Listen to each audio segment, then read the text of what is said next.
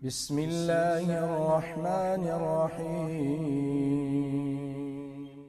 سیدہ ام ہانی بنت ابی طالب جو سیدنا علی رضی اللہ تعالیٰ عنہ کی بہن ہے، یہ کہتی ہیں اللہ کے رسول میں اب بڑھیا ہو رہی ہوں اور اتنے کام نہیں کر سکتی ہوں دین کے بہت سارے، تو مجھے کوئی بتائیے کہ بیٹھے بیٹھے کوئی میں نیکی کے کام کر لوں، تسبیحات بتائیے۔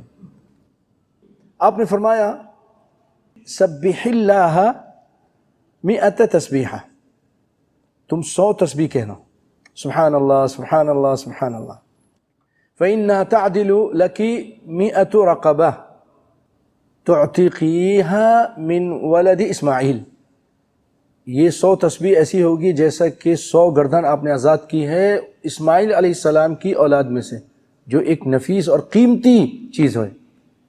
آپ خود سوچیں اسماعیل کی اولاد ایک بہت بڑی چیز ہے، ایسا جیسے آپ نے غلام خریدے لیکن بہت ہی غالی اور بہت مہنگے غلام خرید کے آپ نے آزاد کیے۔ پھر آپ نے فرمایا وَاحْمَدِ اللَّهَ 100 تحمیدۃ، 100 مرتبہ تم الحمدللہ کہو، تعدیل لك 100 فرس مسرجۃ ملجمۃ تحملین علیہا من سبیل اللہ، یہ جیسے 100 گھوڑے آپ نے جس کے اوپر زین بھی ہے، لگام بھی لگی ہے، اور وہ آپ مسلمان فوجیوں کو دیتی ہیں کہ جاؤ اس پہ، ان 100 گھوڑے میں دے رہی ہوں۔ کتنا قیمتی ہوتا ہے، آج بھی قیمتی، اس زمانے میں بھی قیمتی تھا۔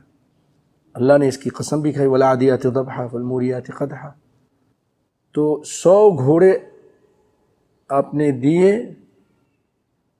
اللہ کے راستے میں۔ کبر اللہ 100 تکبیرۃ، اور 100 مرتبہ اللہ اکبر کہیں، فإنها تعدل لك 100 بدنہ، یہ ایسا ہے جیسے آپ نے 100 اونٹ، بدنہ متقلدۃ متقبلۃ، 100 اونٹ دیے جو جس کے اوپر قلادہ لگا ہوا ہے اور وہ قبول کیا گیا ہے، قبول یعنی اللہ کے یہاں قبول ہو گیا ہوا ہے۔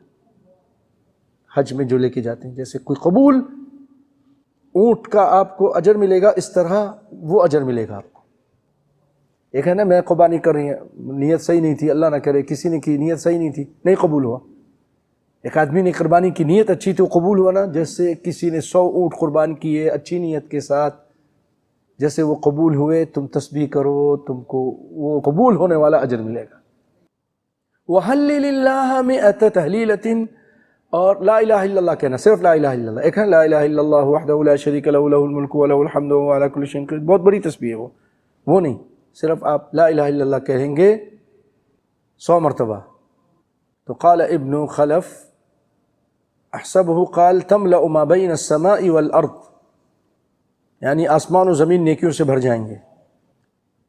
وَلَا يُرْفَعُ يَوْمَئِذٍ لِأَحَدٍ عَمَلٌ، اور کسی کا عمل اتنا اعلیٰ عرفہ نہیں ہوگا جتنا یہ کہنے والوں کا ہوگا، إِلَّا أَن يَأْتِيَ بِمِثْلِ مَا أَتَيْتَ بِهِ، مگر یہ کہ جو اس طرح کا عمل لے کر آ جائے۔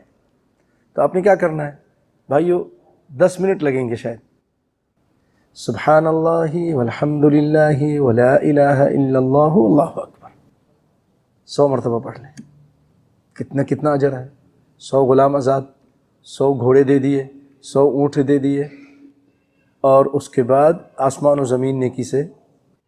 شیخ البانی رحمۃ اللہ علیہ نے اس کو حسن قرار دیا۔